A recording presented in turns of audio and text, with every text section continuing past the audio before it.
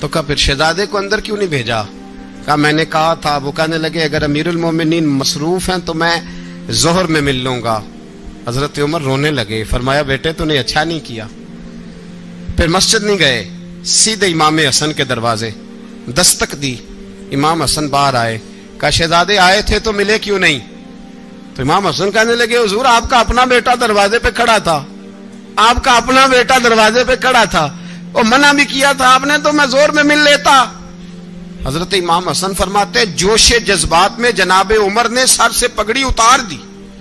جوش جذبات میں کہنے لگے حسن میرے بیٹے کا اور آپ کا کیا مقابلہ؟ کیا اس کی ماں کا نام فاطمہ الزہرا ہے؟ کیا اس کی نانی کا نام خدیجۃ الکبریٰ ہے؟